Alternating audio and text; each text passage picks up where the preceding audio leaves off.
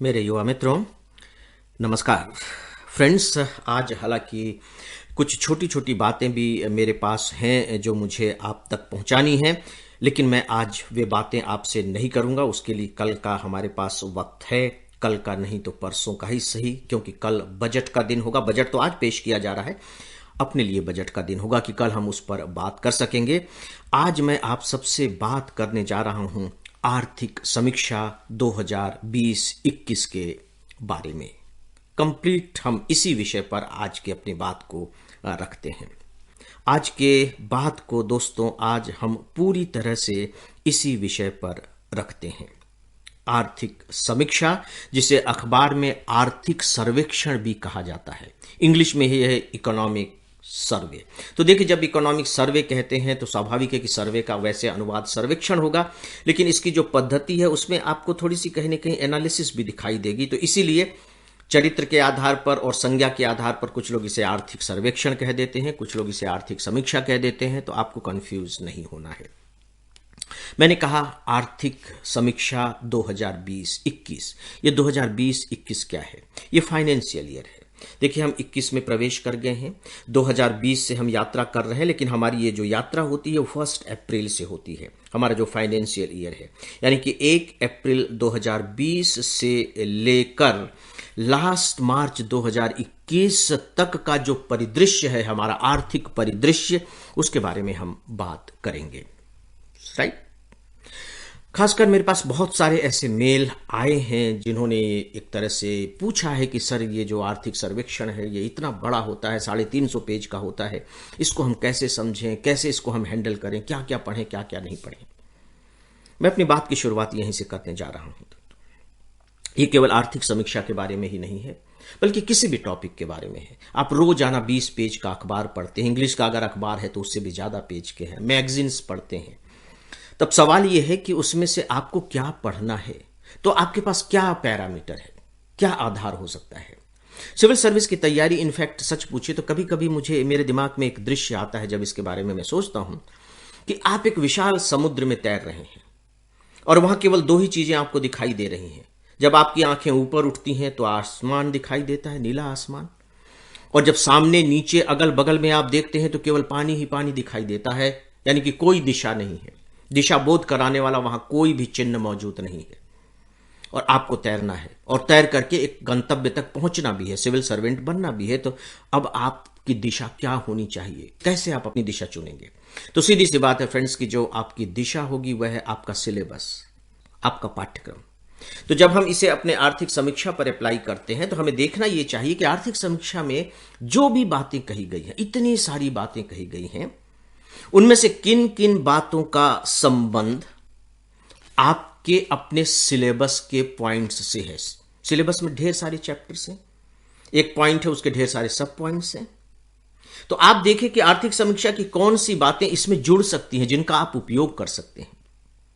सामान्यतः आप previous years के क्वेश्चन पेपर उठा करके देखिए, चाहे प्री के हों या मेंस के हों, आपको ऐसी स्थिति नहीं मिलेगी कि आर्थिक समीक्षा पर इंडिपेंडेंट क्वेश्चन पूछ लिया गया हो। कभी कभार कुछ हो गया हो तो मुझे ध्यान नहीं आ रहा है, लेकिन आर्थिक समीक्षा पर सीधे प्रश्न नहीं पूछे जाते। हाँ, एग्जामिनर जब आपकी कॉपी जांचेगा मेंस में तो ये जरूर ध्यान देता है कि अगर मान लीजिए कि किसी एक ऐसे टॉपिक पर आप लिख रहे हैं, आंसर लिख रहे हैं, जिसकी चर्चा प्रधानता के साथ आर्थिक समीक्षा में की गई है और उसकी अखबारों में भी काफी डिस्कशन उस पर हुआ है, एडिटोरियल कमेंट्स लिखे गए हैं, लेकिन आपने उसकी चर्चा अपने आंसर में नहीं की है, तो एग्जामिनर के दिमाग में यह बात जरूर आती है कि आपकी जो तैयारी है वो एक अलर्ट कैंडिडेट के रूप में नहीं है, आप सारी चीजों के प्रति सतर्क नहीं है। तो वहां वह थोड़ा सा मायूस होता है, बस दैट्स ऑल। और यही आप उसे मायूस न करें, आर्थिक समीक्षा आपकी मदद करती है। राइट। तो दोस्तों, ये जो सिलेबस है ये दिशा बोध कराने वाला यंत्र है, याद रखिए। इसीलिए मैं अक्सर स्टूडेंट से कहता हूं कि सिविल सर्विस तैयारी करने के लिए बहुत जरूरी है कि पूरा का पूरा सिलेबस आपके दिमाग में रच बस जाना चाहिए, कि आप कहीं भी कुछ सुन रहे हैं, आपका दिमाग खट से यह समझ जाए कि अरे ये तो मेरे काम का है, अदरवाइज आप भटकते रहेंगे।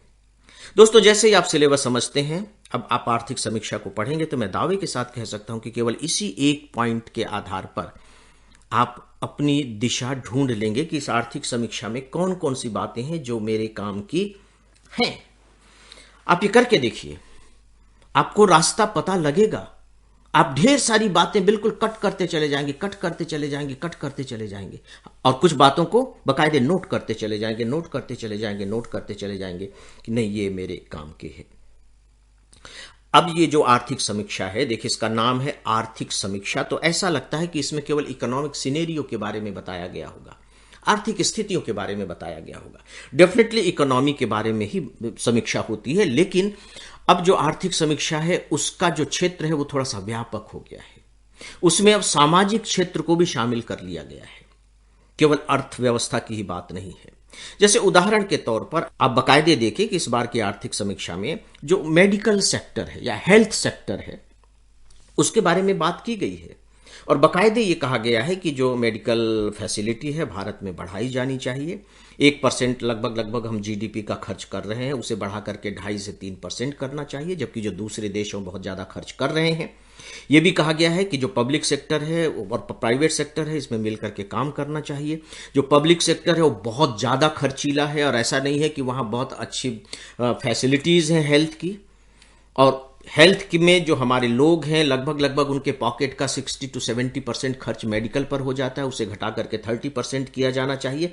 इस तरह की बातें इस समीक्षा में कही गई हैं, और बाकायदे कहा गया है कि मेडिकल के लिए नियामक बनाया जाना चाहिए, रेगुलेटरी अथॉरिटी बनाई जानी चाहिए, ये बात कही गई। अब आप देखिए सामाजिक क्षेत्र का विषय है, लेकिन आर्थिक क्षेत्र से कैसा जुड़ा हुआ है, और उसी के तहत बाकायदे आपने एक शब्द और भी इसमें सुना है जो बहुत ही सुंदर शब्द है, जो पहली बार आया है, बेयर नेसेसिटी इंडेक्स।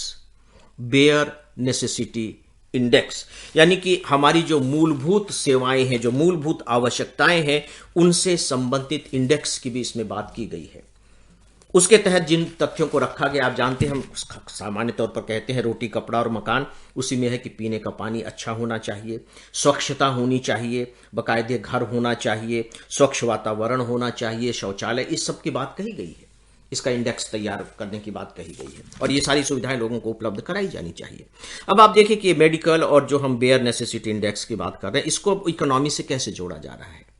उसको इस तरीके से जोड़ा जा रहा है कि जब व्यक्ति के पास ये सारी चीजें आराम से पहुंच जाएंगी, जैसा कि केरल, हरियाणा, पंजाब, गुजरात जैसे देश कर रहे हैं, ये बेस्ट हैं बेयर नेसेसिटी फैसिलिटी अवेलेबल कराने में।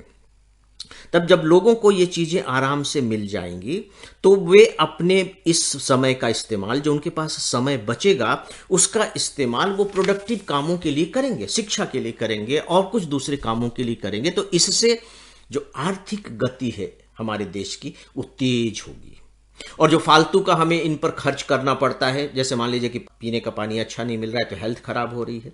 अब हेल्थ खराब हो रही तो अब आप देखिए कि जिस व्यक्ति की हेल्थ खराब हो रही है वो काम नहीं कर पा रहा है, कार्य के घंटे खराब हो रहे हैं, और उस पर इलाज के लिए सरकार को खर्च करना पड़ रहा है, तो दो तरफा मार हो रही है।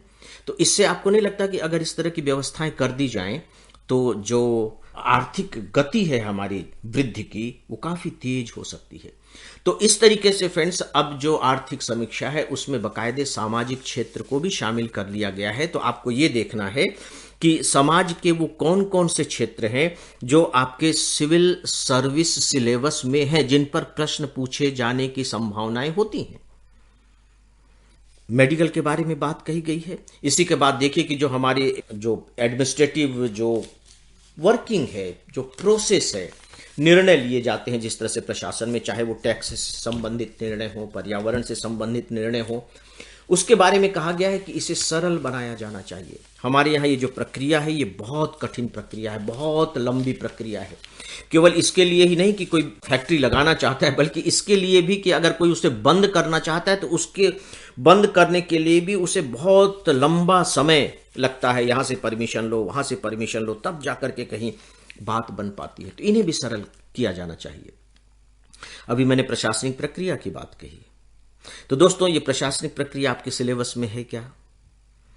सिविल सर्वेंट वाली बात आप देखिए कि बकायदे आपके सेकेंड पेपर में, मेंस के सेकेंड पेपर में है। और मैं आपको बताऊं कि जो आर्थिक समीक्षा है बेसिकली आपके मेंस में ही काम आने वाला विषय है, चैप्टर है। मेंस में ही आप इसका समुचित तरीके से उपयोग कर पाएंगे। दोस्तों, आज जितना समय मेरे पास था, मुझे लगा कि मैं बजाय इसके कि आपको इसके आंकड़ों में उलझाऊं, इसकी जो मूलभूत बातें हो सकती हैं, जो बेस हो सकता है, एक ऐसा बेस जो आपके अंदर एक कैपेसिटी डेवलप करेगा, उस पर चर्चा करूं। और इसी आधार पर मैंने आज आप सबसे आर्थिक समीक्षा के बारे में कुछ महत्वपूर्ण बातें की हैं। जहां तक डेटा और दूसरे रिकमेंडेशन का सवाल है, यदि कभी समय मिला तो मैं अलग से इस पर कुछ बातें करूंगा। फ्रेंड्स, मुख्य विषय के बारे में बस इतना ही। मैं अपने ऑफलाइन और जो ऑनलाइन स्टूडेंट जिन्होंने एडमिशन लिया है उन पर आता हूं। ऑफलाइन क्लासेज जो हमारी 7 से 21 मार्च के बीच होने वाली हैं, उसमें एडमिशन लेने वाले हमारे मित्र हैं सपना तुकाराम थांगे, जिनका गांव है करंडी, महाराष्ट्र से हैं। ऑनलाइन क्लासेज में एडमिशन लेने वाले 3 स्टूडेंट हैं, वैभव कुमार, लवी धुर्वे और सईद अनवर खान। आप सभी का बहुत बहुत स्वागत है। ईमेल लिखने वाले मित्रों को धन्यवाद देता हूं, और इन्हीं में से कुछ फ्रेंड्स के नाम हैं: अमन पांडे, विजय शेरावत जयपुर से, एजाज अहमद जौनपुर उत्तर प्रदेश से, सूरज कुमार सेमापुर बिहार से, और दिव्या के सरवानी। आप सबका बहुत बहुत आभार। और फ्रेंड्स, इसी के साथ ही अब आज के इस डेली ऑडियो लेक्चर को यहीं समाप्त करता हूं। नमस्कार।